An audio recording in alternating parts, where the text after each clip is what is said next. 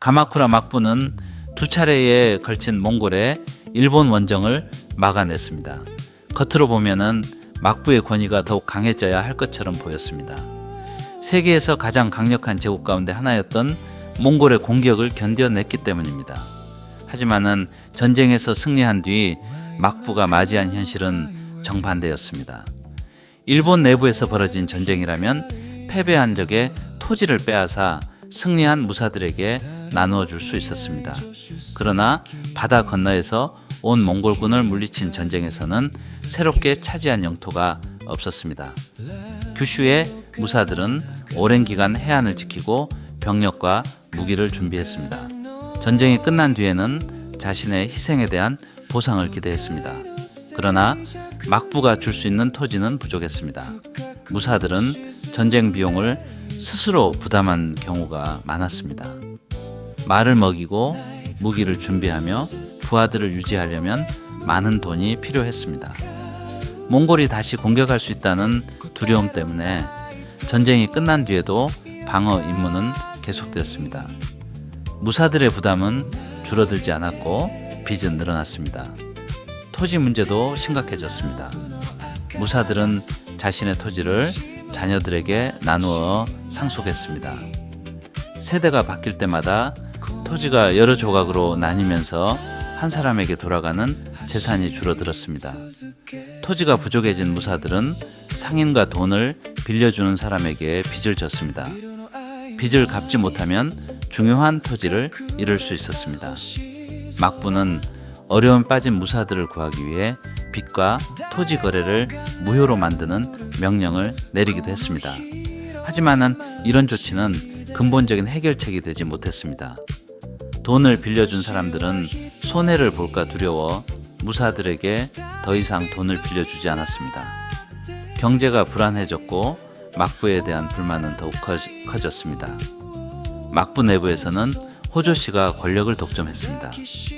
쇼군은 이름뿐인 지도자가 되었고 중요한 정치적 결정은 호조 가문의 핵심 인물들이 내렸습니다. 가마쿠라 막부를 위해 싸웠던 다른 무사 가문들은 자신들이 제대로 대우받지 못한다고 느꼈습니다. 교토의 천황 역시 막부의 약화를 기회로 보았습니다. 당시 천황은 국가의 상징이었지만은 실제 군사력과 토지 지배권은 막부가 가지고 있었습니다. 일부 천황은 과거처럼 왕실이 직접 나라를 통치해야 한다고 생각했습니다. 그 중에서도 강한 의지를 가진 인물이 고다이고 천황이었습니다. 고다이고 천황은 막부를 무너뜨리고 천황 중심의 정치를 되살리려 했습니다. 처음에는 계획이 발각되어 실패했고 천황은 외딴 섬으로 유배되었습니다. 그러나 그는 포기하지 않았습니다.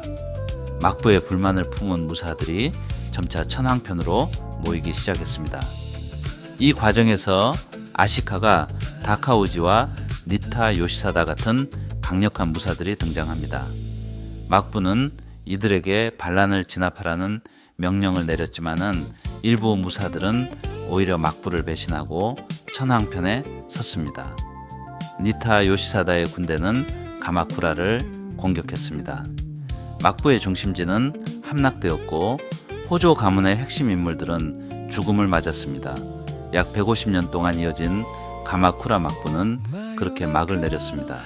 그러나 천황이 권력을 되찾았다고 해서 평화가 찾아온 것은 아니었습니다. 막부를 무너뜨리는데 도움을 준 무사들은 자신들이 충분한 보상을 받을 것이라 기대했습니다. 고다이고 천황은 무사들의 기대와는 다른 국가를 만들려 했습니다. 이 갈등이 일본을 다시 긴 전쟁으로 끌고 들어가게 됩니다. 가마쿠라 막부가 무너진 뒤 고다이고 천황은 직접 정치를 시작했습니다. 그는 천황과 귀족이 중심이 되었던 과거의 국가체제를 되살리고 싶어 했습니다. 이 시기의 개혁을 gen무의 신정이라고 부릅니다. 고다이고 천황은 자신이 새로운 관직과 토지를 나누어주고 모든 정치를 직접 결정하려 했습니다. 하지만은 막부를 무너뜨린 실제 힘은 무사들에게서 나왔습니다. 전쟁에 참여한 수많은 무사들은 목숨을 걸고 싸웠고 그 대가로 토지와 지위를 기대했습니다. 그러나 천황의 정부는 무사들의 요구를 충분히 만족시키지 못했습니다. 귀족과 사원에는 많은 보상이 돌아갔지만 지방 무사들은 자신들의 희생에 비해 얻은 것이 적다고 느꼈습니다. 행정도 혼란스러웠습니다. 전쟁 중에 여러 사람이 같은 토지를 자신의 것이라고 주장했습니다. 천하왕 정부는 수많은 분쟁을 신속하게 해결할 능력이 부족했습니다. 명령은 자주 바뀌었고 지방까지 제대로 전달되지 않았습니다. 무사들에게는 천황의 이상보다 자신의 토지를 지켜줄 안정적인 정부가 더 중요했습니다. 이때 무사들의 불만을 모은 인물이 아시카가 다카우지였습니다. 다카우지는 가마쿠라 막부를 무너뜨리는데 큰 역할을 한 강력한 무사였습니다. 그 역시 왕실의 명령을 따르는 신하였지만은 자신을 따르는 무사들에게 보상을 제공해야 했습니다. 지방에서 반란이 일어나자 다카우지는 이를 진압하러 떠났습니다. 승리한 뒤 그는 천황의 허락을 기다리지 않고 무사들에게 토지와 지위를 나누어 주기 시작했습니다. 이는 사실상 독자적인 정부를 만들겠다는 행동이었습니다. 고다이고 천황은 다카우지를 반역자로 규정하고 공격을 명령했습니다. 다카우지는 한때 패배해 서쪽으로 도망갔지만 규슈에서 다시 병력을 모아 교토로 돌아왔습니다. 그는 고다이고 천황과 대립하는 다른 왕족을 새로운 천황으로 세웠습니다.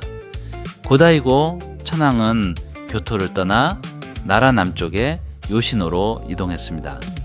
이제 일본에는 2명의 천황이 존재하게 되었습니다.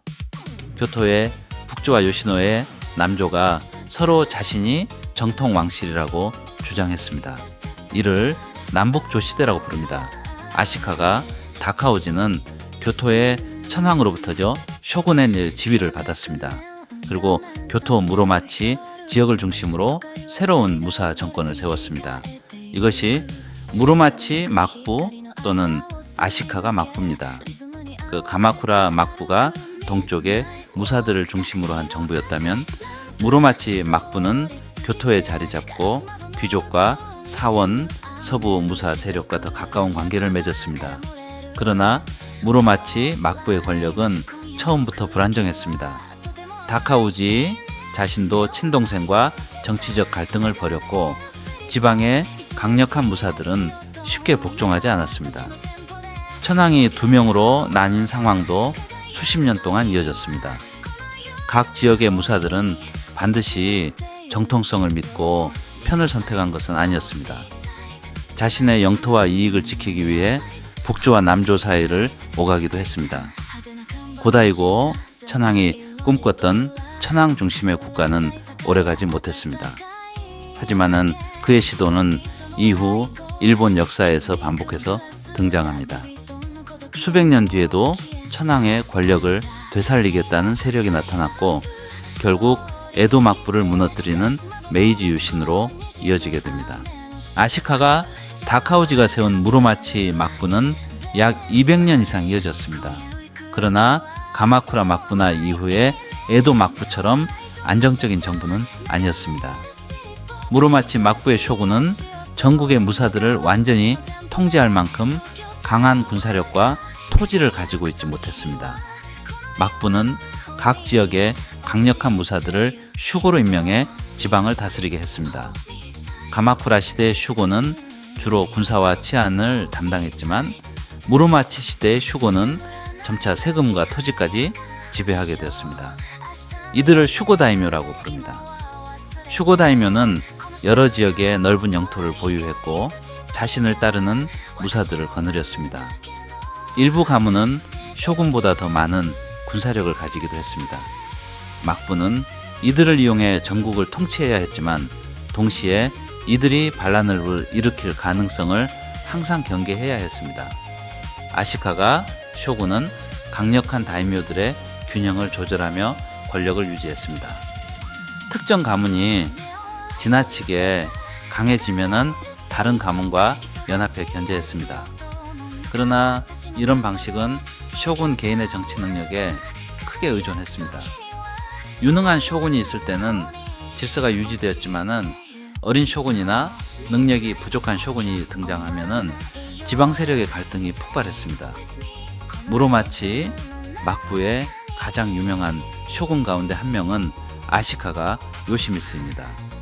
그는 남조와 북조를 통합해 두 왕실로 나뉜 시대를 끝냈습니다. 또한 강력한 슈고 다이묘들을 견제하며 막부의 권위를 높였습니다. 교토에 세운 화려한 건물 가운데 금각으로 알려진 건물도 그의 시대를 상징합니다. 요시미스는 중국 명나라와 공식 무역을 시작했습니다. 중국은 일본의 지배자를 일본 국왕으로 인정했고 요시미스는 이를 이용해 국제적 권위와 경제적 이익을 얻었습니다. 당시 중국과 일본 사이의 바다에서는 왜구라고 불린 해적 집단이 활동했습니다.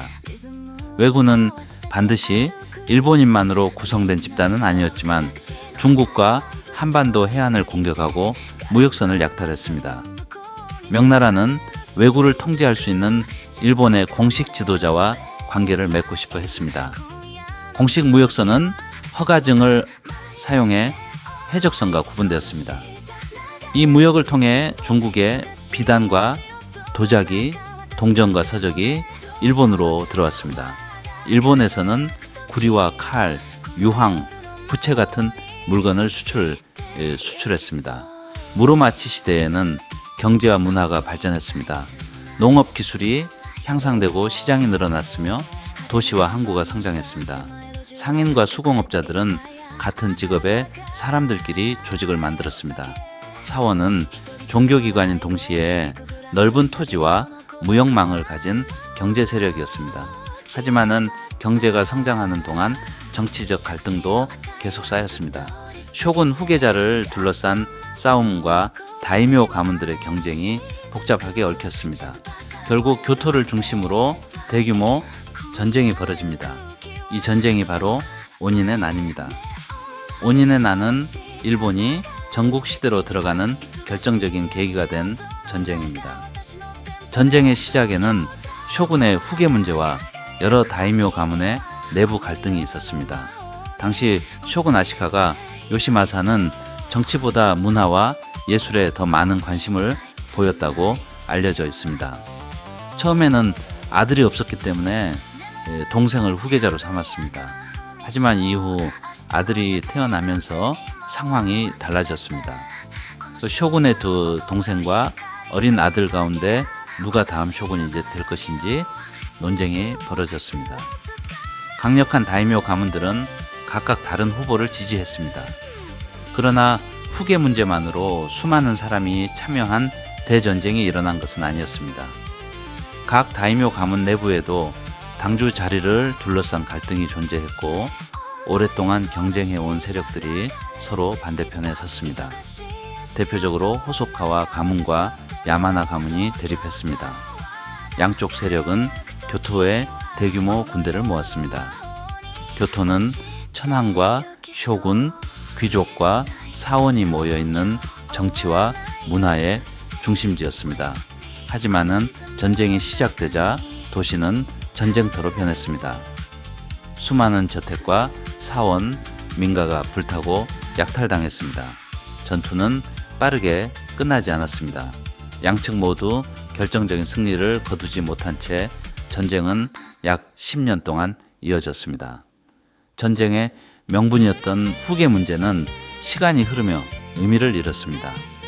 초기의 지도자들이 죽거나 은퇴한 뒤에도 군대는 싸움을 계속했습니다. 다이묘들은 전쟁 비용을 마련하기 위해 지방의 세금과 토지를 더욱 강하게 지배했습니다.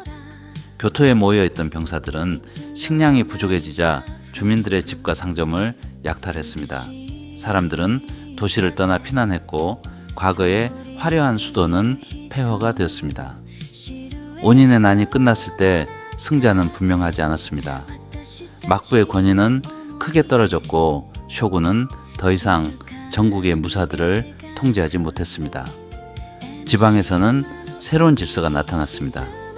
다이묘의 부하가 주군을 몰아내고 권력을 차지하거나 지역의 유력 농민과 무사들이 힘을 합쳐 기존 지배자를 거부하는 일이 늘어났습니다.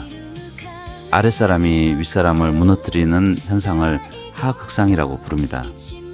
과거에는 유명한 혈통과 오래된 관직이 권력의 근거였습니다.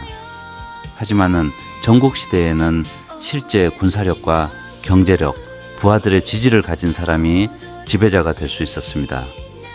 오랜 역사를 가진 슈고 다이묘 가문이 몰락하고 그 가문의 부하였던 사람이 새로운 다이묘가 되는 일이 반복되었습니다.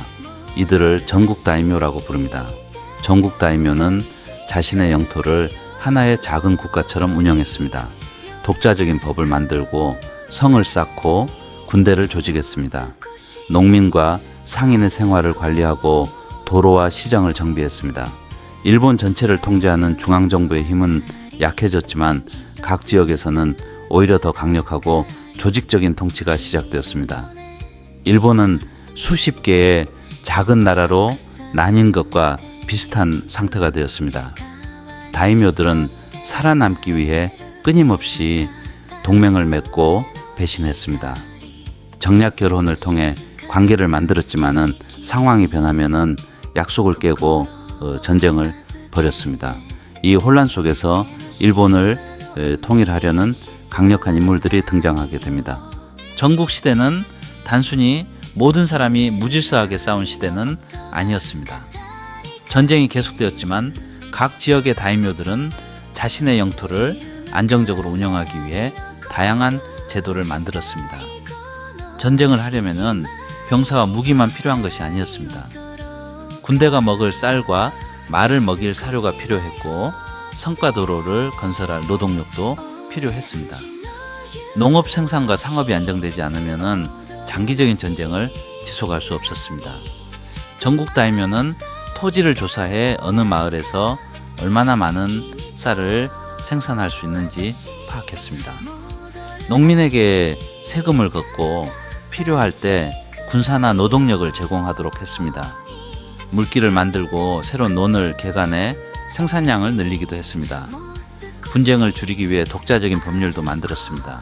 가신들이 함부로 서로 싸우지 못하게 하고 토지 문제는 다이묘의 재판을 통해 해결하도록 했습니다. 복수를 이유로 개인적인 싸움을 벌이면은 처벌받을 수 있었습니다. 다이묘에게는 자신의 명령이 영토 안에서 가장 높은 법이 되어야 했습니다. 성의 역할도 달라졌습니다. 초기의 산성은 전쟁이 일어났을 때 잠시 피하는 방어 시설에 가까웠습니다. 하지만 시간이 흐르면서 다이묘는 평지나 교통의 중심에 거대한 성을 만들고 그 주변에 가신과 상인, 장인들을 모았습니다. 이렇게 형성된 도시를 성하마을이라고 합니다.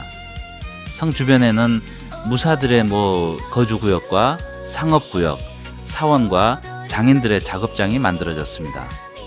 오늘날 일본의 여러 도시 가운데 상당수는 전국시대와 에도시대의 성하마을을 기반으로 성장했습니다. 다이묘들은 상업도 중요하게 생각했습니다. 시장에 부과하던 세금을 줄이거나 없애 상인들이 모이게 했고 특정 상인 조직이 독점하던 권리를 폐지하기도 했습니다. 경제가 활발해지면은 세금 수입이 늘고 무기와 물자를 쉽게 구할 수 있었습니다. 전국시대의 전쟁은 단순히 칼을 잘 쓰는 무사들의 결투가 아니었습니다.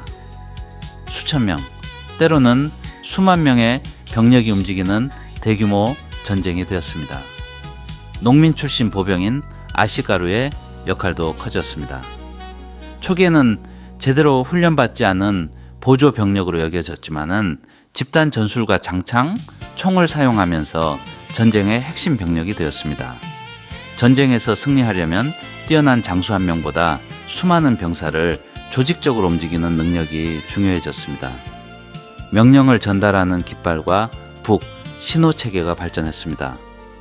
성을 포위하고 보급로를 끊으며 적의 동맹을 분열시키는 전략도 사용되었습니다. 다이묘는 군사 지도자인 동시에 정치가와 행정가여야 했습니다. 전쟁에서 강하더라도 영토를 제대로 다스리지 못하면 부하와 농민의 지지를 잃었습니다.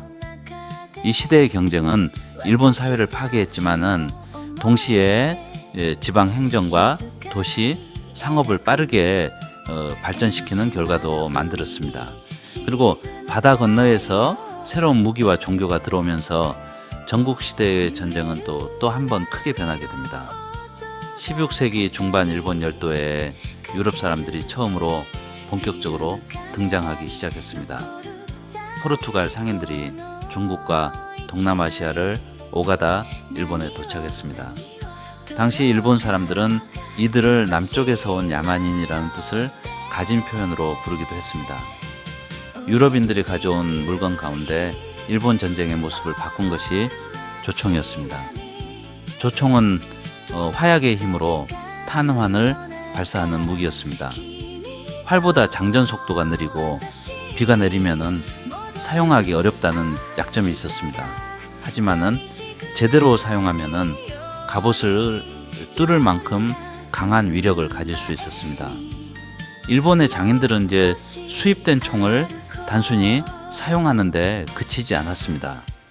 총의 구조를 분석하고 빠르게 복제품을 이제 만들었습니다.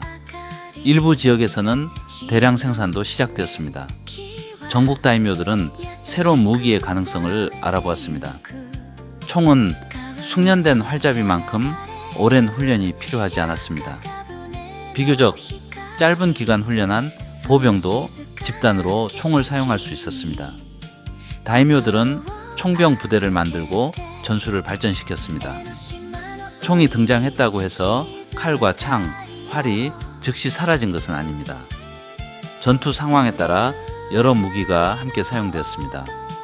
총병이 적에게 사격한 뒤 장창을 든 병사들이 접근전을 벌였고 기병과 활잡이도 계속 중요한 역할을 했습니다. 유럽 상인들은 총뿐 아니라 다양한 물건을 가져왔습니다. 새로운 직물과 유리 제품, 시계와 의약품이 일본에 소개되었습니다. 일본의 은과 수공업 제품도 해외로 수출되었습니다. 무역항은 빠르게 성장했고 외국과 거래할 수 있는 지역을 지배한 다이묘는 많은 부를 얻었습니다. 포르투갈 상인과 함께 기독교 선교사들도 일본에 왔습니다. 대표적인 선교사 프란치스코 하비에르는 일본에서 기독교를 전파하려 했습니다. 선교사들은 종교뿐 아니라 서양의 지식과 세계관, 의학과 과학 정보도 가져왔습니다. 일부 다이묘는 순수하게 종교적 이유로 기독교를 받아들였을 수 있습니다. 그러나 무역의 이익도 매우 중요했습니다. 기독교 선교사를 보호하면 포르투갈 상선이 자신의 항구를 이용할 가능성이 높아졌습니다. 다이묘에게 외국 무기와 무역은 경쟁자를 이길 수 있는 수단이었습니다. 규슈를 중심으로 기독교로 개종한 다이묘와 주민들이 늘어났습니다. 교회가 세워지고 기존의 사원이나 신사가 파괴되는 갈등도 일어났습니다. 기독교는 일본 사회에 새로운 가능성을 보여주었지만은 동시에 정치적 의심을 받게 됩니다. 외국 종교가 다이묘와 주민들을 하나로 묶으면 중앙 권력에 도전할 수 있다고 여겨졌습니다. 나중에는 유럽의 선교 활동이 침략과 연결될 수 있다는 두려움도 커졌습니다. 하지만은 16세기 중반의 일본은 아직 통일되지 않은 상태였습니다. 각 다이묘는 자신에게 도움이 된다면 새로운 무기와 종교, 무역을 적극적으로 받아들였습니다. 그중 새로운 기술과 경제 정책을 가장 과감하게 이용한 인물이 오다 노부나가였습니다. 노부나가는 단순히 전쟁을 잘하는 무장이 아니었습니다. 그는 기존 질서가 무너지고 있다는 사실을 누구보다 빨리 이해한 인물이었습니다.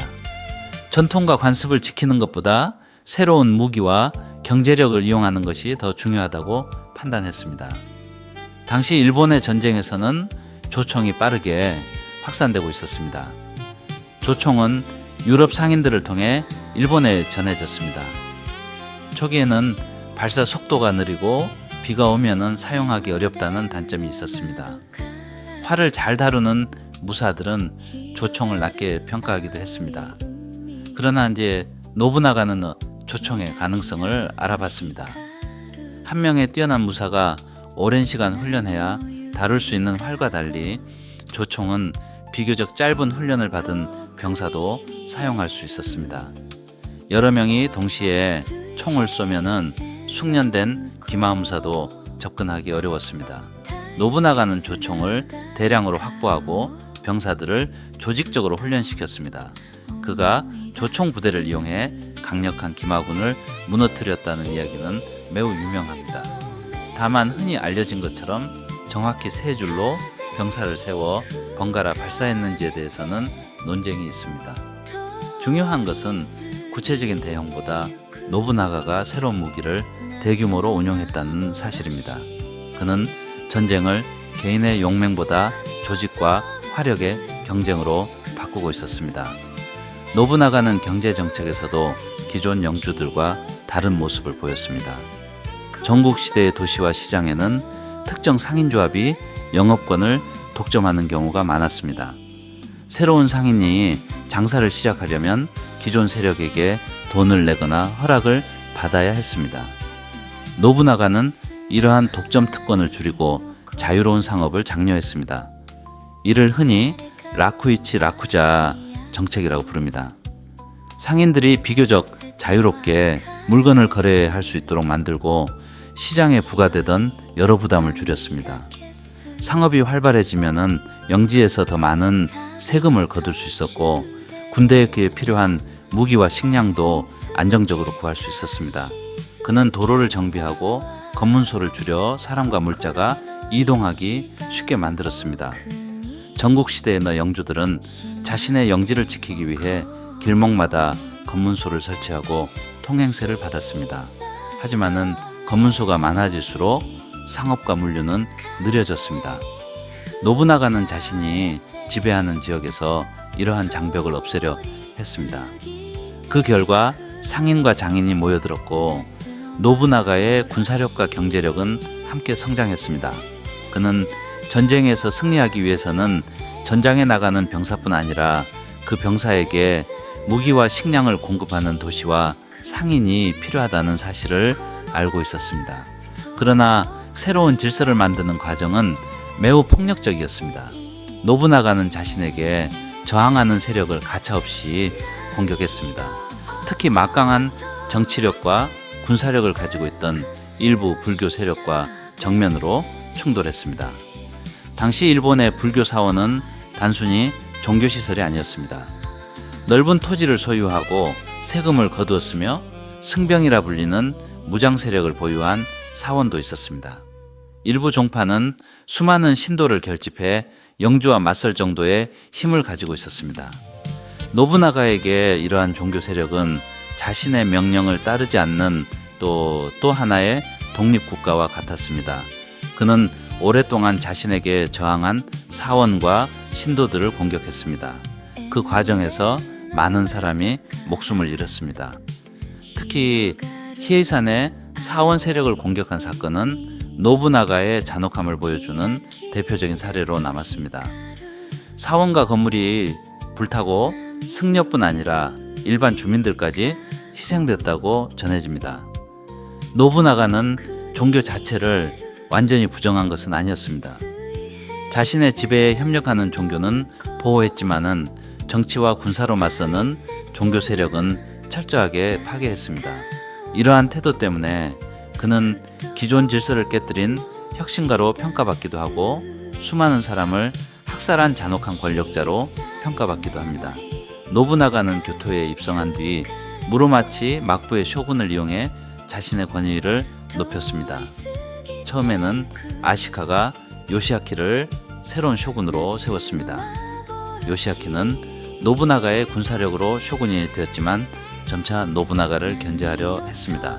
그는 여러 영주와 연락하며 노부나가를 포위하려 했습니다. 노부나가는 이를 용납하지 않았습니다. 결국 요시아키를 교토에서 추방했고 무로마치 막부는 사실상 막을 내렸습니다. 가마쿠라 막부 이후 오랫동안 이어져 온 쇼군 중심의 기존 질서가 무너진 것입니다. 노부나가는 새로운 정치 중심지를 만들기 위해 아즈치성을 건설했습니다. 아즈치성은 단순한 군사 요새가 아니었습니다. 높은 천수각과 화려한 내부 장식은 노부나가의 권력을 보여주는 상징이었습니다. 성 아래에는 상인과 장인을 모아 도시를 발전시키려 했습니다. 전국시대 이전의 성은 전쟁을 피하고 방어하는 기능이 중심이었습니다. 하지만은 노부나가의 성은 자신의 힘과 부를 사람들에게 보여주는 거대한 정치적 무대였습니다. 그는 이제 천황과 조정을 완전히 없애지 않았습니다. 오히려 전통적인 권위를 필요에 따라 이용했습니다. 천황에게 관직을 받고 조정의 행사를 지원하면서 자신이 단순한 지방 영주가 아니라 일본 전체의 질서를 이끌 인물이라는 이미지를 만들었습니다. 그러나 노부나가의 통일 사업은 완성 직전에 갑작스럽게 멈추게 됩니다. 1582년 노부나가는 교토의 혼노지라는 사원에 머물고 있었습니다. 당시 그의 주변에는 많은 병력이 없었습니다. 노부나가의 부하였던 아케치 미스히데는 군대를 이끌고 다른 전장으로 이동하라는 명령을 받은 상태였습니다. 하지만 미스히데는 갑자기 방향을 바꾸어 혼노지를 공격했습니다. 노부나가는 자신이 가장 신뢰해야 했던 부하에게 배신당한 것입니다. 혼노지는 미스히데의 군대에 포위되었습니다. 노부나가는 탈출하기 어렵다고 판단했고 불타는 사원 안에서 죽음을 맞았습니다. 그가 직접 목숨을 끊었는지 화재 속에서 어떻게 죽었는지는 확실하게 확인되지 않습니다. 시신도 분명하게 발견되지 않았습니다. 이 사건을 혼노지의 변이라고 합니다. 미스히데가 왜 노부나가를 배신했는지는 일본사의 가장 유명한 수수께끼 가운데 하나입니다. 노부나가에게 모욕을 당해 원한을 품었다는 설명도 있고 자신의 영지와 지위를 잃을 것을 두려워했다는 해석도 있습니다. 조정이나 다른 영주와 비밀리에 연결되어 있었다는 주장도 있지만은 확실한 증거는 없습니다. 한 가지 이유라기보다 여러 정치적 불안과 개인적 감정이 겹쳤을 가능성이 큽니다. 노부나가의 죽음으로 통일 사업은 다시 혼란에 빠지는 듯했습니다. 하지만 이 소식을 가장 빠르게 이용한 인물이 있었습니다. 바로 도요토미 히데요시였습니다. 평민 출신에서 일본의 지배자가 된 도요토미 히데요시는 노부나가의 부하 가운데 한 사람이었습니다. 그의 어린 시절과 출신에 대해서는 전설과 과장이 많아 정확한 사실을 구분하기 어렵습니다. 다만은 높은 신분의 무사 가문 출신이 아니었다는 점은 분명합니다. 전국시대 일본에서 혈통은 매우 중요했습니다. 유명한 무사 가문의 후손은 어릴 때부터 토지와 병력을 물려받을 수 있었습니다. 반면은 낮은 신분에서 태어난 사람은 아무리 능력이 뛰어나도 높은 지위에 오르기 어려웠습니다. 히데요시는 이러한 한계를 거의 맨몸으로 뛰어넘었습니다. 그는 처음부터 뛰어난 검술로 유명한 전사는 아니었습니다. 대신 사람의 마음을 읽고 상황을 빠르게 판단하는 능력이 뛰어났습니다. 노부나가가 원하는 것을 먼저 파악하고 어려운 임무를 해결하며 조금씩 신뢰를 얻었습니다. 성의 수리와 보급, 외교와 전투 등 다양한 분야에서 능력을 보였습니다. 짧은 기간에 성을 만들었다는 이야기나 적의 성을 물로 포위했다는 이야기는 후대에 극적으로 꾸며진 부분이 있을 수 있습니다. 하지만은 히데요시가 전쟁을 단순한 정면 대결로만 생각하지 않았다는 점은 분명합니다. 그는 식량 보급을 끊고 적의 부하를 회유하며 항복하면은 살려주겠다는 조건을 제시했습니다. 싸우지 않고 상대를 무너뜨리는 것도 중요한 전술로 사용했습니다. 혼노지 변이 일어났을 때 히데요시는 서쪽 지역에서 전쟁 중이었습니다. 노부나가가 죽었다는 소식을 들은 그는 적과 빠르게 휴전하고 군대를 돌렸습니다. 그리고 놀라운 속도로 교토 방향으로 이동했습니다.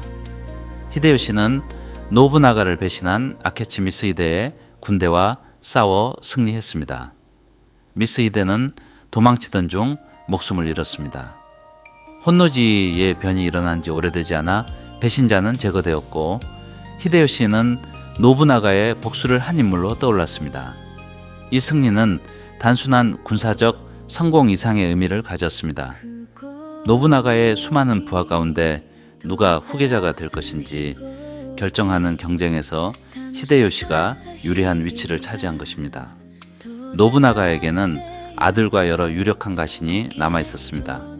히데요시는 노부나가의 여섯인 어린 손자를 공식 후계자로 내세웠습니다. 자신이 직접 노부나가의 자리를 차지한다고 선언하는 대신 어린 후계자를 보호한다는 명분을 사용했습니다. 그리고 실제 권력은 자신이 장악했습니다. 이에 반발한 노부나가의 다른 부하들과 전쟁이 벌어졌습니다. 히데요시는 경쟁자들을 하나씩 물리쳤습니다. 도쿠가와 이에야스와도 전투를 벌였지만 완전히 굴복시키지는 못했습니다. 이에야스는 강력한 병력과 넓은 영지를 가진 인물이었기 때문에 히데요시는 무조건 싸우기보다 정치적 타협과 혼인관계를 이용했습니다. 히데요시는 천하왕과 조정의 권위도 적극적으로 활용했습니다. 그는 낮은 신분 출신이었기 때문에 전통적인 무사 가문의 혈통을 내세우기 어려웠습니다. 또한 미나모토 가문의 후손에게 주어지던 전기대장군의 자리에 오르기도 힘들었습니다. 대신 그는 귀족 가문과 관계를 맺고 관백이라는 높은 지위를 얻었습니다. 관백은 성인이 된 천황을 보좌하며 정치를 담당하는 자리였습니다.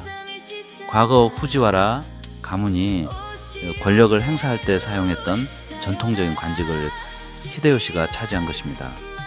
그는 이후 도요토미라는 새로운 성을 받았습니다. 낮은 신분에서 출발한 인물이 천황에게 새로운 성을 받고 일본 최고 권력자가 된 것입니다. 히데요시는 군사력과 조정의 권위를 결합해 통일을 추진했습니다. 저항하는 영주에게는 압도적인 군대를 보여주고 항복을 요구했습니다. 항복한 영주는 영지를 유지할 수 있었지만은 히데요시에게 충성을 맹세해야 했습니다. 거부하는 세력은 공격을 받았습니다. 시코쿠와 규슈의 강력한 영주들이 차례로 복종했고 마지막으로 간토 지역의 호조씨가 저항했습니다.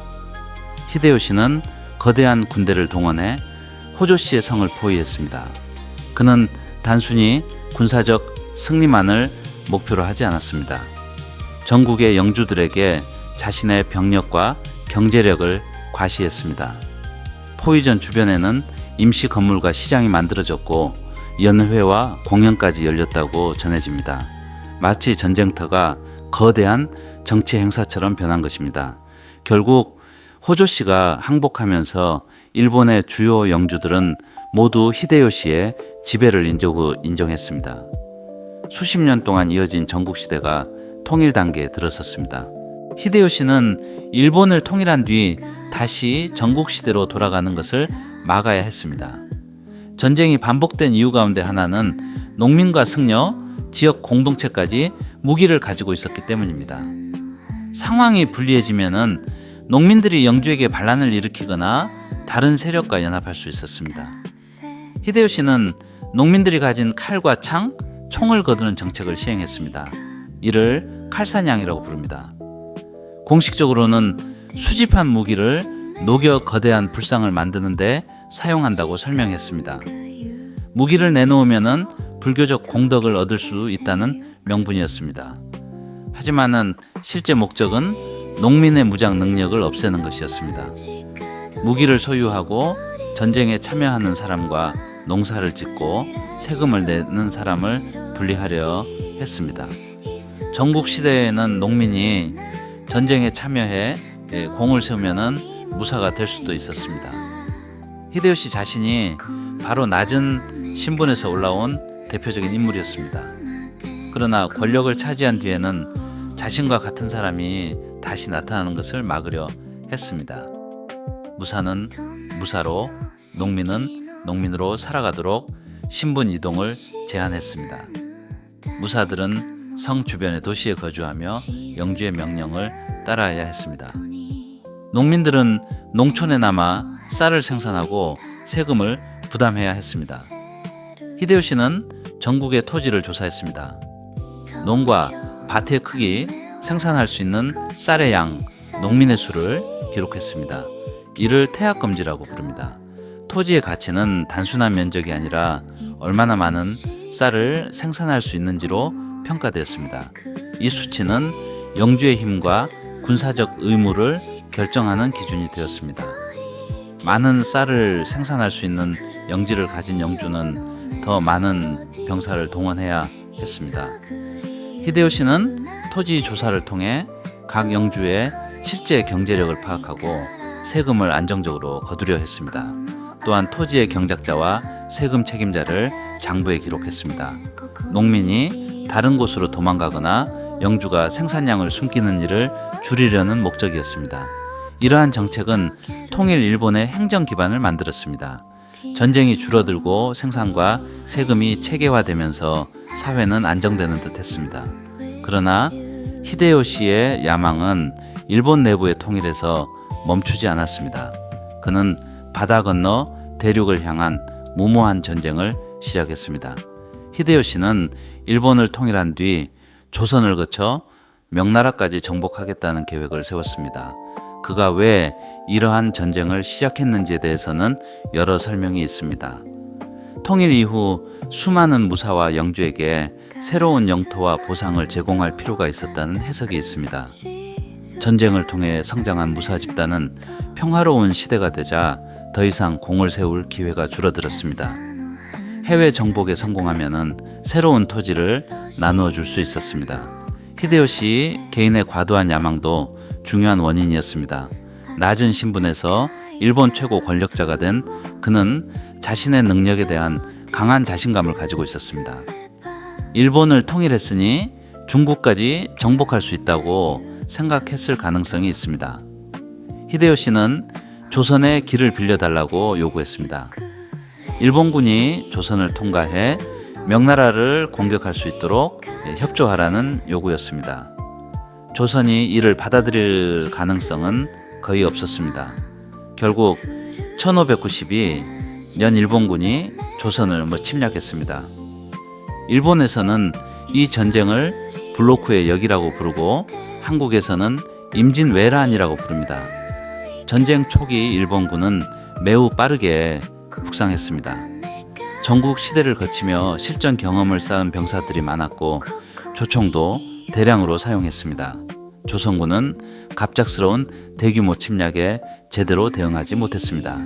일본군은 부산을 시작으로 한양과 평양까지 진격했습니다.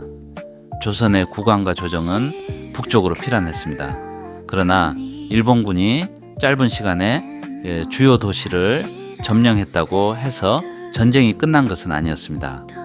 조선 각지에서 의병이 일어났고 광운도 재정비되었습니다. 명나라가 조선의 군대를 파견하면서 전쟁은 국제전으로 확대되었습니다.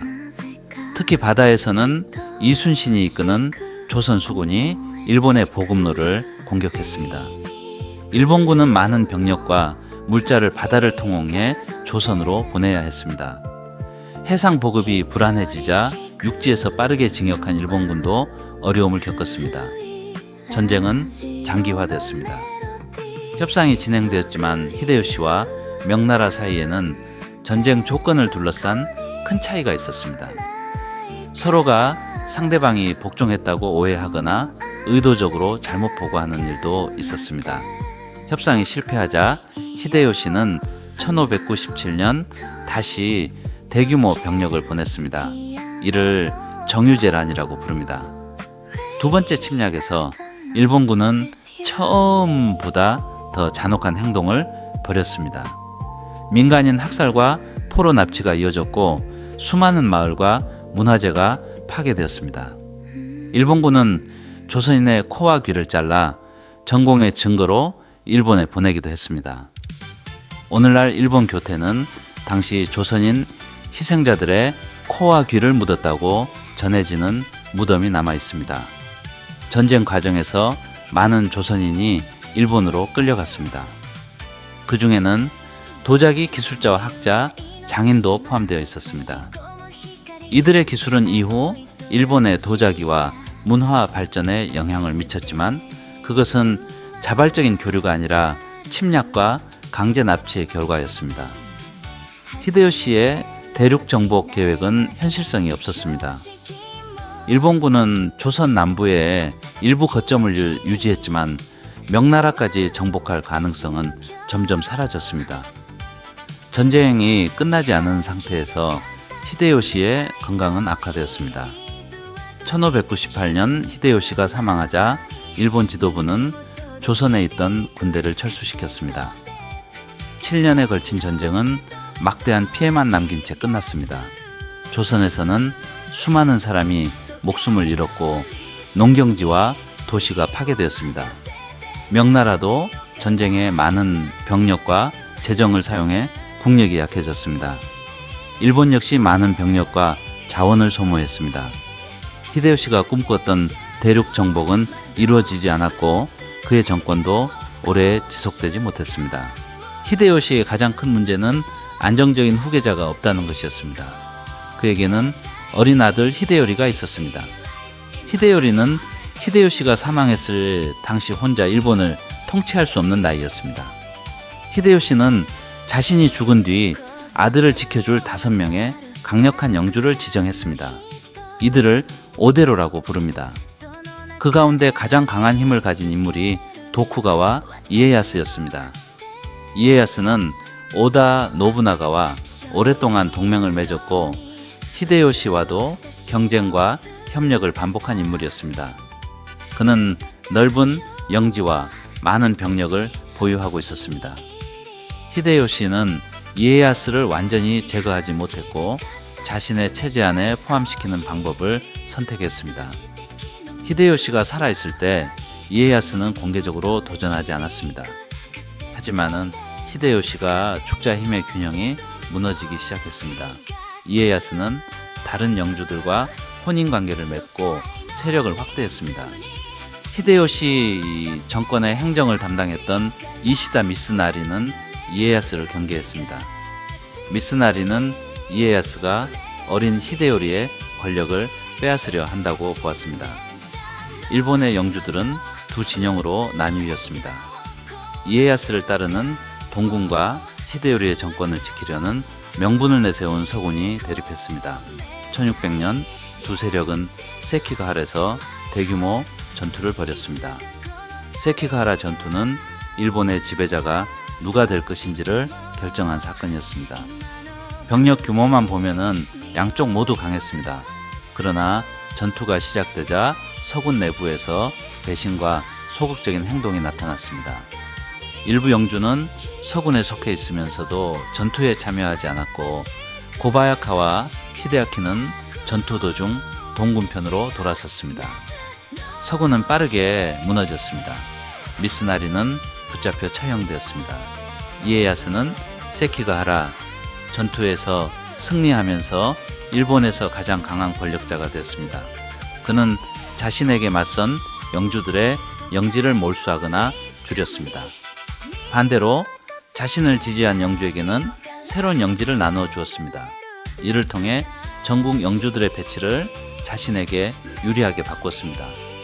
그러나 히데요시의 아들 히데요리는 여전히 살아있었고 오사카성을 중심으로 상당한 권위를 가지고 있었습니다. 도요토미 가문을 지지하는 무사들도 남아있었습니다.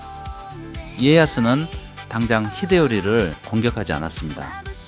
먼저 조정으로부터 전기대 장군의 칭호를 받고 새로운 막부를 세웠습니다. 이것이 에도 막부입니다. 1603년 이에야스는 쇼군이 되었습니다. 그는 에도를 정치 중심지로 삼았습니다. 오늘날 도쿄가 된 도시입니다. 당시 에도는 교토나 오사카에 비해 역사가 짧고 습지가 많은 지역이었습니다. 이에야스는 대규모 토목공사를 통해 에도를 발전시켰습니다. 강이 흐름을 바꾸고 습지를 메우며 도로와 수로를 만들었습니다. 전국의 영주들은 에도성 건설과 도시 정비에 인력과 자원을 제공해야 했습니다. 이는 수도를 건설하는 일이면서 영주들의 재산을 소모시키는 정치적 방법이기도 했습니다. 이에야스는 쇼군이 된 지 얼마 지나지 않아 아들에게 자리를 넘겼습니다.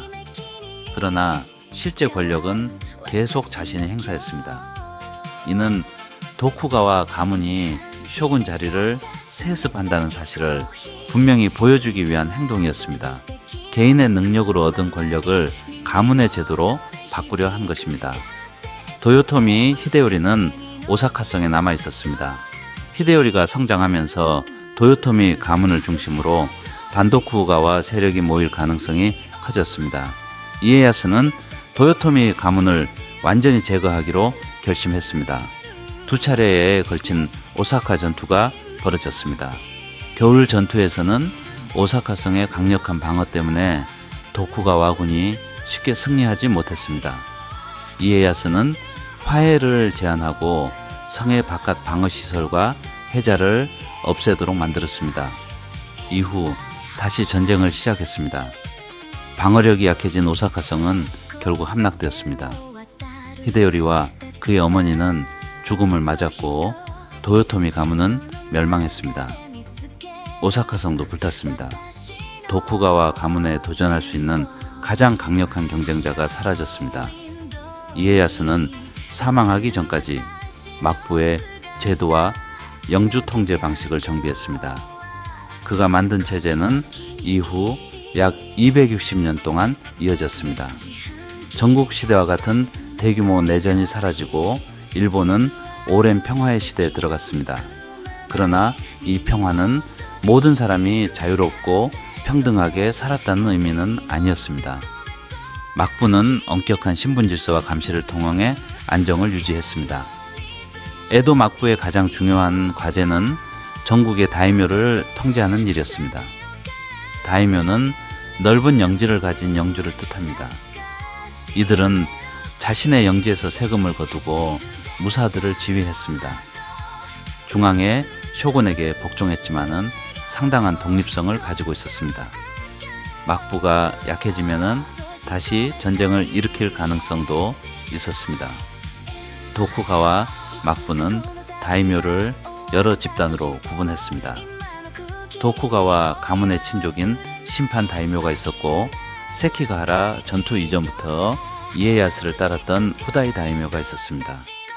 세키가하라 전후위에 복종한 강력한 영주들은 도자마 다이묘라고 불렸습니다. 막부는 특히 도자마 다이묘를 경계했습니다. 이들에게 넓은 영지를 인정해 주기도 했지만 에도에서 먼 지역에 배치하거나 주변에 충성스러운 영주를 두었습니다.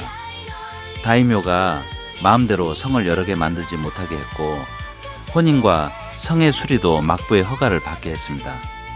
가장 효과적인 통제 정책은 상킨코타이였습니다. 다이묘는 일정 기간 자신의 영지에서 지내고 일정 기간은 에도에 머물러야 했습니다. 다이묘의 아내와 후계자는 사실상 에도에서 인질처럼 생활했습니다. 영주가 에도로 이동할 때는 수많은 무사와 하인으로 이루어진 행렬을 이끌었습니다. 숙박과 음식, 이동에 막대한 비용이 들었습니다. 다이묘는 에도와 자신의 영지에 각각 저택을 유지해야 했습니다. 이 제도는 영주가 반란을 준비할 경제적 여유를 줄였습니다. 동시에 일본의 교통과 상업을 발전시키는 결과를 낳았습니다. 수많은 사람이 정기적으로 전국을 이동하면서 도로와 숙박시설이 정비되었습니다. 길 주변의 마을과 시장도 성장했습니다. 에도에는 전국에서 온 다이묘와 무사, 상인과 장인이 모였습니다.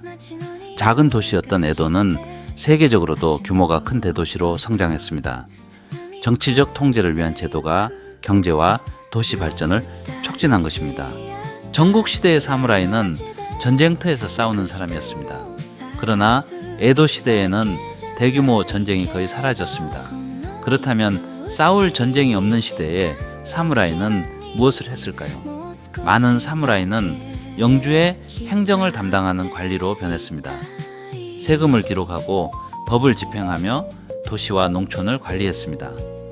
무기를 차고 다니는 전사였지만은 실제 업무는 문서를 작성하고 계산하는 일이 많았습니다. 사무라이에게는 글을 읽고 쓰는 능력이 점점 중요해졌습니다. 유교적 교육과 역사, 법률을 공부했습니다. 충성과 의무, 명예를 강조하는 사상이 발전했습니다. 오늘날 사람들이 떠올리는 무사도 정신의 상당 부분은 실제 전국시대의 전투 현장보다 평화로운 에도 시대에 정리되고 이상화되었습니다. 전쟁이 계속되던 시대의 무사는 상황에 따라 주군을 바꾸기도 했습니다. 승리 가능성이 높은 세력으로 이동하는 것이 드문 일이 아니었습니다. 하지만은 평화로운 시대에는 주군에게 끝까지 충성하는 무사의 이미지가 강조되었습니다. 사무라이는 봉급을 주로 쌀로 받았습니다. 그런데 경제가 발전하면서 실제 생활에는 돈이 필요해졌습니다. 쌀 가격이 떨어지거나 물가가 오르면은 사무라이의 생활은 어려워졌습니다. 많은 사무라이가 상인에게 빚을 졌습니다. 신분상으로는 상인보다 높았지만 경제적으로는 상인에게 의존하는 모순이 생겼습니다. 일부 사무라이는 부업을 하거나 검술과 학문을 가르쳤습니다. 주군을 잃은 무사는 론인이 되었습니다. 론인은 일정한 봉급과 소속이 없어 생활이 불안정했습니다. 일자리를 찾기 위해 다른 지역으로 이동하거나 경호와 교육을 맡기도 했습니다. 범죄에 가담하는 사람도 있었습니다. 평화가 오래 지속될수록 사무라이는 전사라기보다 특권을 가진 관리 계층에 가까워졌습니다. 칼은 실제 전투에 사용하는 도구인 동시에 신분을 보여주는 상징이 되었습니다. 하지만 막부 말기에 외국 세력이 일본에 접근하면서 사무라이들은 다시 정치와 전쟁의 중심으로 돌아오게 됩니다. 에도 시대는 무사만의 시대가 아니었습니다. 긴 평화 속에서 도시와 상업이 크게 발전했습니다. 에도와 오사카, 교토는 각각 다른 역할을 가진 대도시로 성장했습니다. 에도는 쇼군과 다이묘, 수많은 무사가 모인 정치 도시였습니다. 교토에는 천황과 귀족이 있었고 전통 문화와 고급 수공업이 발달했습니다. 오사카는 전국의 물자가 모이는 상업 도시였습니다. 각 지역에서 거둔 쌀과 특산물이 오사카로 운반되었습니다. 오사카 상인들은 쌀을 보관하고 거래했으며 쌀 가격은 일본 경제 전체에 큰 영향을 주었습니다. 이 때문에 오사카는 천하의 부엌이라고 불렸습니다. 상인들은 공식적인 신분 질서에서는 낮은 위치에 있었습니다. 에도 막부는 무사, 농민, 장인, 상인의 순서로 사회를 설명했습니다. 농민은 쌀을 생산하기 때문에 상인보다 중요하다고 여겨졌습니다. 상인은 직접 생산하지 않고 물건을 사고 팔아 이익을 얻는 계층으로 낮게 평가되었습니다. 그러나 실제 경제에서는 상인의 힘이 계속 커졌습니다. 부유한 상인은 다이묘와 사무라에게 돈을 빌려주었습니다. 신분이 높은 무사가 신분이 낮은 상인에게 빚을 지는 상황이 흔해졌습니다. 도시 주민들은 자신들만의 문화를 발전시켰습니다. 가부키와 인형극, 스모가 인기를 얻었습니다. 목판화 기술을 이용한 우키요에가 널리 판매되었습니다. 유명 배우와 미인, 풍경을 그린 그림을 비교적 저렴한 가격에 구입할 수 있었습니다. 오늘날의 대중 연예인 사진이나 여행 포스터와 비슷한 역할을 했습니다. 음식 문화도 발달했습니다. 초밥과 소바, 장어구이, 덴푸라 같은 음식을 파는 가게와 노점이 늘어났습니다. 에도의 사람들은 바쁘게 생활했기 때문에 빠르게 먹을 수 있는 음식이 인기를 얻었습니다. 출판 문화도 성장했습니다. 여행 안내서와 소설, 풍자물과 학습서가 판매되었습니다. 일반 도시 주민과 농민 중에도 글을 읽을 수 있는 사람이 늘어났습니다. 사원이나 마을의 교육시설에서는 어린이에게 읽기와 쓰기, 계산을 가르쳤습니다. 에도 시대 일본의 비교적 높은 문자 해독률은 이후 근대화 과정에서 중요한 기반이 됩니다. 하지만은 도시의 번영 뒤에는 농민의 무거운 세금 부담이 있었습니다. 흉년이 들면은 농촌에서는 굶주림이 발생했고 쌀값이 오르면은 도시 빈민도 큰 어려움을 겪었습니다. 농민 봉기와 도시 폭동도 반복되었습니다. 평화로운 시대라고 해서 모든 사람이 안정적으로 살았던 것은 아니었습니다. 16세기 유럽 상인과 선교사가 일본에 도착하면서 기독교가 전해졌습니다. 일부 영주들은 기독교에 관심을 보였습니다. 순수한 신앙뿐 아니라 유럽 상인들과의 무역을 확대하고 조총과 새로운 상품을 얻으려는 목적도 있었습니다. 규슈 지역을 중심으로 기독교 신자가 늘어났습니다. 일부 다이묘는 세례를 받고 자신의 영지에서 교회를 보호했습니다. 오다 노부나가는 불교 세력을 견제하기 위해 기독교 선교사에게 비교적 관대한 태도를 보였습니다. 히데요시 역시 처음에는 선교 활동을 허용했습니다. 그러나 그는 점차 기독교를 정치적 위협으로 보기 시작했습니다. 유럽 국가들이 선교 활동 이후 식민지 지배를 확대한다는 낯뜨 이야기도 전해졌습니다. 신자들이 영주보다 종교 명령을 우선할 가능성도 경계했습니다. 히데요시는 선교사를 추방하라는 명령을 내렸고 일부 기독교인을 처형했습니다.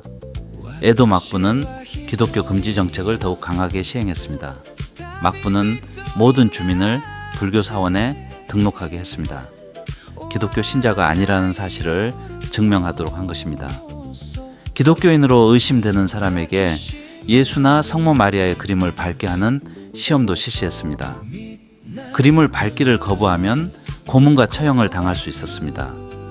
많은 신자가 신앙을 포기했지만은 일부는 숨어서 종교를 이어갔습니다. 이들을 숨은 기독교인이라고 부릅니다.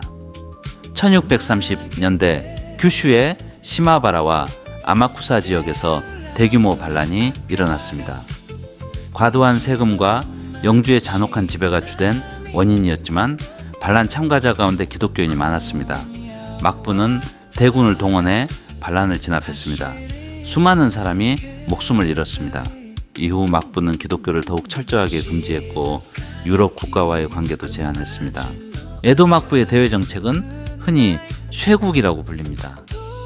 이 표현만 들으면은 일본이 외국과의 모든 관계를 끊고 완전히 고립된 것처럼 느껴질 수 있습니다. 하지만은 실제로는 외국과의 교류를 막은 것이 아니라 막부가 허용한 통로로만 제한한 정책에 가까웠습니다. 일본인은 허가 없이 해외로 나갈 수 없었고 해외에 거주하던 일본인의 귀국도 제한되었습니다. 스페인과 포르투갈 계열의 선박과 선교사는 추방되었습니다. 기독교 확산을 막기 위한 목적이 컸습니다. 그러나 네덜란드 상인은 나가사키의 대지마를 통해 제한적으로 무역할 수 있었습니다. 네덜란드는 일본에서 적극적인 선교 활동을 하지 않았기 때문에 교역 상대자로 남을 수 있었습니다. 중국 상인도 나가사키에서 무역했습니다. 조선과는 스시 마번을 통해 외교와 교류가 이어졌습니다. 조선통신사가 여러 차례 일본을 방문했습니다. 대규모 사절단의 방문은 막부의 권위를 보여주는 외교 행사로 활용되었습니다. 류큐 왕국과는 사스 마번을 통해 관계가 이어졌고 홋카이도 북쪽의 아이누와도 마스 매번을 통해 교역했습니다. 에도 시대 일본에는 외국 정보가 제한적으로 들어왔습니다. 네덜란드어 서적을 통해 의학과 천문학, 지리와 군사기술을 연구한 학문을 난학이라고 합니다. 일본 학자들은 유럽의 해부학 책을 번역하고 서양식 의학을 배웠습니다. 망원경과 시계, 세계지도와 과학 지식도 들어왔습니다. 막부가 외국과의 접촉을 강하게 통제했지만은 일본이 세계와 완전히 단절된 것은 아니었습니다. 오히려 제한된 정보만 들어왔기 때문에 일부 지식인은 외부 세계의 변화에 더 큰 관심을 가졌습니다. 18세기 후반부터 러시아와 영국, 미국 선박이 일본 주변에 나타나기 시작했습니다. 서양 국가들은 아시아와 태평양으로 진출하고 있었습니다. 산업혁명으로 증기선과 강력한 대포를 갖춘 서양 세력에 일본의 해안 방어는 충분하지 않았습니다. 막부는 외국 선박을 몰아내라는 명령을 내리기도 했지만 군사력 차이가 커지고 있다는 사실을 알고 있었습니다. 결국 미국의 함대가 일본에 나타나면서 오랫동안 유지된 대외 정책은 무너지게 됩니다. 1853년 미국 해군의 매슈 페리 제독이 이끄는 함대가 일본에 도착했습니다. 검은 연기를 내뿜는 증기선의 모습 때문에 일본에서는 이를 검은 배라고 불렀습니다. 페리는 미국 대통령의 서한을 전달하며 일본에 항구를 열 것을 요구했습니다. 미국은 태평양을 건너 중국과 무역하고 있었습니다. 긴 항해 중 연료와 식량을 공급받을 항구가 필요했습니다. 또한 일본 근해에서 조난당한 미국 선원을 보호하고 싶어 했습니다. 페리는 단순히 정중하게 외교를 요청한 것이 아니었습니다. 강력한 함대와 대포를 보여주며 일본이 거부하기 어려운 압력을 가했습니다. 당시 일본 지도부는 큰 충격을 받았습니다. 막부가 보유한 군사력으로 미국 함대를 물리치기 어렵다는 사실이 분명했습니다. 아편전쟁에서 청나라가 영국에 패배한 소식도 일본에 알려져 있었습니다. 외국과 무조건 싸우면은 일본 역시 비슷한 패배를 당할 수 있었습니다. 페리는 다음 해 더 많은 함선을 이끌고 돌아왔습니다. 막부는 결국 미국과 조약을 맺고 일부 항구를 열었습니다. 이후 다른 서양 국가와도 비슷한 조약을 체결했습니다. 일본은 관세를 자유롭게 정할 권리를 제한받았고 외국인이 일본 법정이 아니라 자국의 법에 따라 재판받는 영사재판권도 인정했습니다. 이러한 조약은 일본에 불리한 불평등 조약이었습니다. 막부가 외국의 압력에 굴복했다는 비판이 커졌습니다. 일부 세력은 외국인을 몰아내고 천황을 중심으로 나라를 지켜야 한다고 주장했습니다. 이를 존왕양이라고 표현했습니다. 그러나 실제로 외국 함대와 본번들은 서양의 군사력이 압도적이라는 사실을 깨달았습니다. 외국인을 무조건 몰아내기보다 서양의 무기와 기술을 배워 일본을 강하게 만들어야 한다는 생각이 커졌습니다. 막부의 권위는 빠르게 약해졌습니다. 경제적 혼란도 커졌습니다. 무역이 시작되면서 금과 은의 교환 비율 차이를 이용해 일본의 금이 해외로 빠져나갔습니다. 물가가 오르고 생활이 어려워지자 막부에 대한 불만이 더욱 커졌습니다. 사스마번과 조슈번 같은 강력한 지역 세력이 막부에 도전하기 시작했습니다. 이들은 처음에는 서로 적대했지만 막부를 무너뜨리기 위해 동맹을 맺었습니다. 일본은 다시 내전의 위기로 들어갔습니다. 19세기 중반 일본 정치의 중심에는 두 가지 질문이 있었습니다.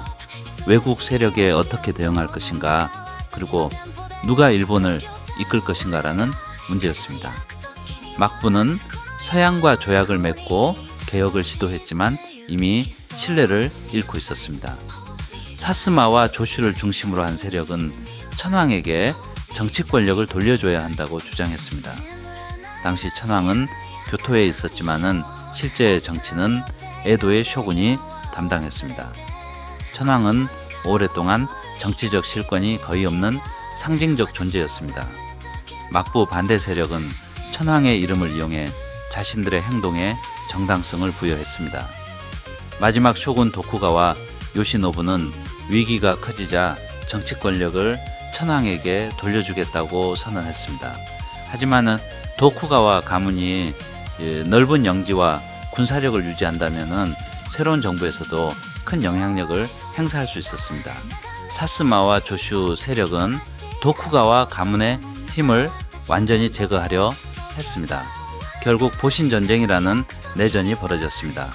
막부군과 신정부군이 충돌했고 신정부군은 천황의 군대라는 명분을 내세웠습니다.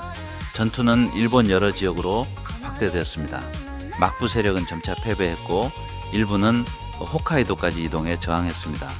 그러나 결국 신정부군이 승리했습니다.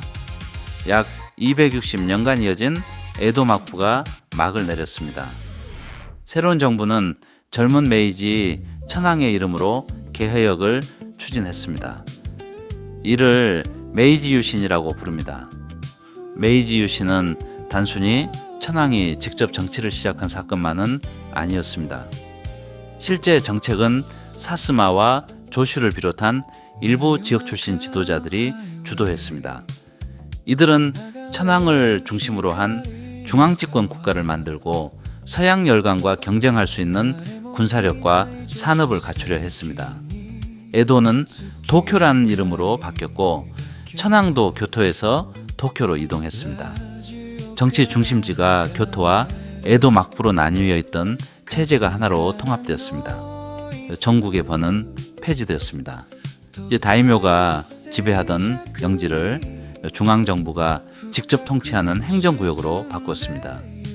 다이묘들은 도쿄로 이동했고 정부로부터 일정한 보상을 받았습니다. 오랫동안 이어진 봉건적 영주 체제가 해체된 것입니다. 신분제도 개편되었습니다. 사무라이만 칼을 찰 수 있었던 특권이 사라졌고 일반 국민을 대상으로 한 징병제가 실시되었습니다. 이제 군대는 사무라이 가문의 전사가 아니라 국가가 징집한 병사로 구성되었습니다. 사무라이에게 지급되던 봉급도 폐지되었습니다. 많은 사무라이는 갑자기 경제적 기반과 사회적 지위를 잃었습니다. 일부는 관리와 군인, 교사가 되었지만 변화에 적응하지 못한 사람도 많았습니다. 사무라이의 불만은 반란으로 이어졌습니다. 가장 유명한 사건이 사이고 다카모리가 이끈 세이난 전쟁입니다. 사이고는 메이지 유신의 주요 지도자 가운데 한 사람이었지만 신정부와 갈등을 겪었습니다. 그를 따르는 옛 사무라이들이 정부군과 싸웠습니다. 정부군은 징병제로 조직된 근대 군대였습니다.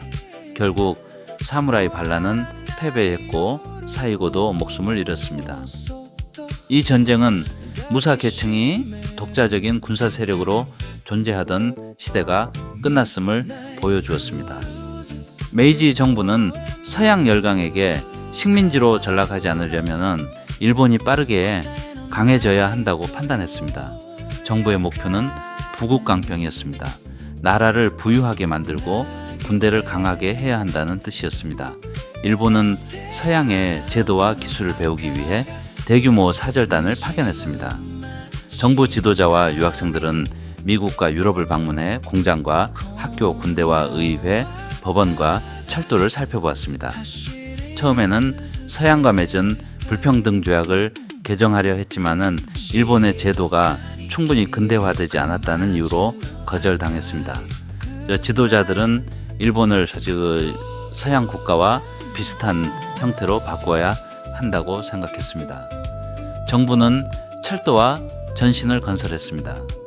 공장과 조선소, 광산을 운영하고 외국 기술자를 초청했습니다. 서양식 군대와 해군을 만들고 새로운 교육 제도를 도입했습니다. 전국의 어린이들이 학교에서 일정한 교육을 받도록 했습니다. 신문과 서적이 퍼지고 새로운 지식이 빠르게 확산되었습니다. 사람들의 옷차림과 식생활에도 변화가 나타났습니다.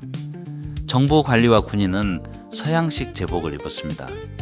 육식이 장려되었고 벽돌 건물과 가스 등이 등장했습니다. 하지만 모든 일본인이 곧바로 서양식 생활을 한 것은 아닙니다. 농촌에서는 전통적인 생활이 오래 유지되었고 세금과 징병에 대한 반발도 컸습니다. 토지세를 현물이 아니라 돈으로 납부하게 되면서 농민은 쌀값 변동의 위험을 직접 부담해야 했습니다. 흉년이나 쌀값 하락이 발생하면 세금을 내기 어려웠습니다. 근대화 비용의 상당 부분을 농민의 세금이 부담했습니다. 정부는 서양식 헌법과 의회도 도입했습니다. 그러나 국민이 완전한 정치적 권리를 가진 것은 아니었습니다.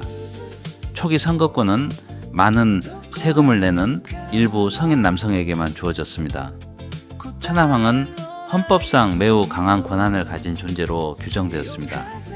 군대는 내각뿐 아니라 천하황에게 직접 충성하는 조직으로 만들어졌습니다. 이 구조는 훗날 군부의 권력이 커지는 배경이 됩니다. 일본은 서양의 식민지 지배를 피하기 위해 근대화를 추진했습니다. 하지만 곧 자신이 다른 아시아 국가를 침략하고 지배하는 제국주의 국가로 변하기 시작했습니다.